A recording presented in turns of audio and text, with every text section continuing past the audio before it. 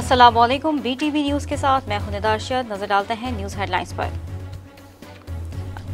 वज़ीर-ए-आज़म आज हाफिजाबाद का दौरा करेंगे। हाफिजाबाद के दौरे के मौके पर वज़ीर-ए-आला पंजाब सरदार उस्मान बुज़दार भी वज़ीर-ए-आज़म के हमरा होंगे।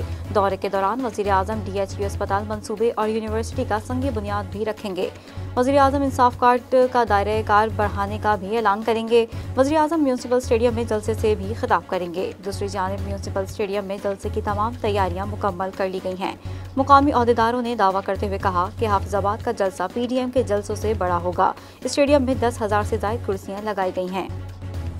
सुप्रीम कोर्ट ने KPK workers welfare board case का तफसीली फैसला जारी कर दिया। सुप्रीम कोर्ट की जानिब से 19 सफ़ात पर मुश्तमिल फैसला जस्टिस एजाजुल हसन ने तहरीर किया। फैसले में करार दिया गया है कि वर्कर्स वेलफेयर बोर्ड की खती रकम लाडलों के दरमियान तकसीम की जा रही है और बोर्ड में भर्तियों के अमल में शफाफियत और मसावी मुकाबले के उसूल को भी नजरअंदाज किया गया है। फैसले में मजीद कहा गया है कि गैर कानूनी भर्ती होने वाले मुलाजिमीन तनख्वाहें और बरात लेते रहे हैं।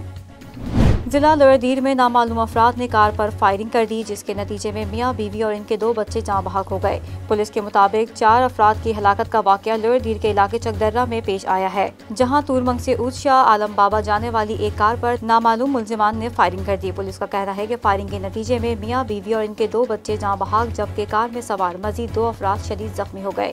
वाकये के बाद लाशों और जख्मियों को DHU अस्पताल बटखिला मुंतकिल कर दिया गया है, जबकि पुलिस ने इलाके को घेरे में लेकर मुलजिमान की तलाश शुरू कर दी है।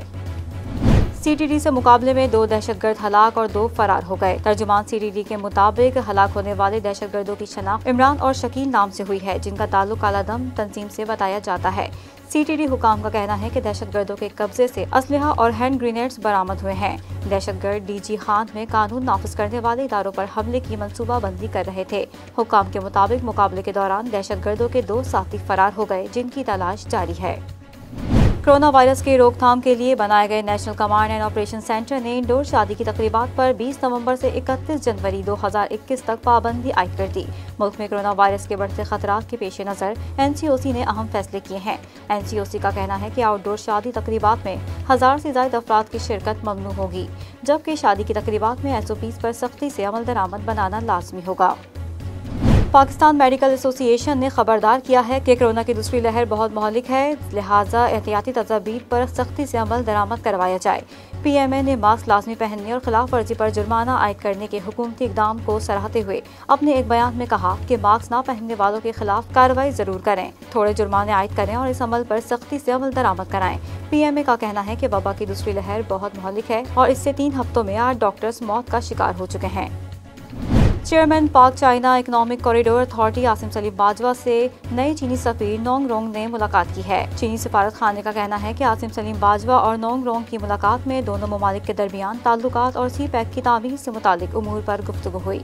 इस मौके पर आसिम बाजवा ने चीनी सफीर को पाकिस्तान में तैनाती का खैर मकदम किया और कहा कि पाकिस्तान और चीन के दरमियान दोस्ती वक्त के साथ मजबूत हो रही है।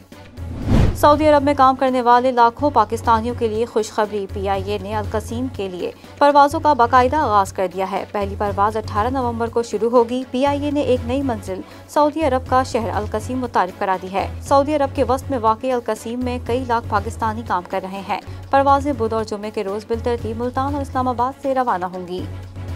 अमरीकी सदर के लिए डेमोक्रेटिक उम्मीदवार जो बाइडन का कहना है कि इंतखाबात में हमारी जीत वाज़े नजर आ रही है। रियासत डेलावेयर में खिताब करते हुए जो बाइडन ने कहा कि नताइज का अभी हतमी ऐलान नहीं हुआ, लेकिन हमें बढ़तरी हासिल है और वोटों की गिनती से हमारी जीत वाज़े नजर आ रही है। उन्होंने कहा कि अमरीकी तारीख में पहली बार किसी सदारती उम्मीदवार को 74 मिलियन वोट मिले। हम अमरीकी सदारती रेस जीत रहे हैं, बस नताइज के मुंतज़िर हैं। इक़्तिसादी राब्ता कमेटी ने गंदम की इमदादी कीमत 1650 रुपये फी मन मुकर्रर कर दी।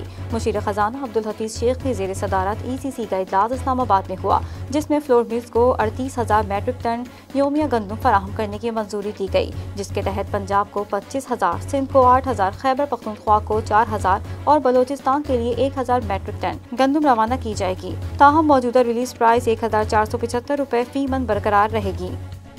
पाकिस्तान और आलमी मार्केट में सोने की कीमत में इजाफे का रुझान जारी है। फी तोला सोना गैर मामूली तौर पर 1400 रुपए और फी औंस $40 महंगा हो गया। पाकिस्तान में सोने की फी तोला कीमत में 30 अक्टूबर के बाद से 4400 रुपए इजाफा हो चुका है। पाकिस्तान में अगस्त 2020 के पहले हफ्ते में सोने की फी तोला कीमत 1,32,000 रुपए की बुलंद तरीन सतह तक पहुँच गई थी।